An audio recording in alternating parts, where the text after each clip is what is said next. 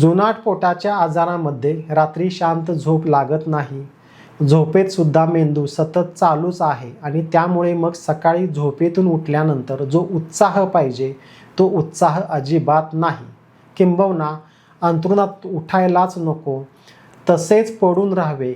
म्हणून काही पेशंट सकाळी 9-10 वाजेपर्यंत अंथरुणामध्ये लोळत पडलेले असतात. आज संडासला साफ होण्याचे समाधान मिळेल का नाही, किंवा त्यानंतर पटकन अंघोळ करावी आणि कामाला लागावे असे वाटत नाही. जेवताना खाण्याची इच्छा नाही तरी पण खाऊखाऊ जास्त होते. खाल्लेलं अन्न व्यवस्थित पचेल का, माझे पोट बिघडेल का, हा प्रश्न मनामध्ये आहे. दिवसभर जळजळ आहे, मळमळ आहे, पोटामध्ये जडपणा आहे, गच्चपणा आहे. त्यामुळे मन दिवसभर निराश आहे, अस्वस्थ आहे.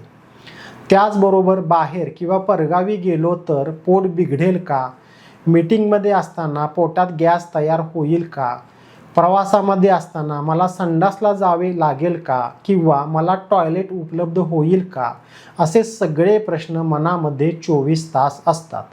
किंवा गेले कित्येक वर्ष मला पोटदुखीचा त्रास आहे, अनेक तज्ज्ञ डॉक्टरांचे उपचार झाले तरी पण पोटदुखीचा त्रास पूर्ण बरा नाही. आता ही पोटदुखी मला आयुष्यभर छळणार आहे, असा सततचा विचार. या सर्व पोटाच्या त्रासामुळे आत्मविश्वास पूर्ण ढासळलेला आहे. मन पूर्ण नाजूक आणि हळवे झालेले आहे. मग त्यामुळे सतत रडायला येते. त्याचबरोबर मला कोणतीही जबाबदारी नको, काहीतरी नवीन करावे अशी बिलकुल इच्छा नाही. प्रवासाचा किंवा बाहेरगावी जाण्याचा अजिबात आत्मविश्वास नाही. एकंदरीत पोटाच्या त्रासामुळे जगण्याचीच इच्छा नाही.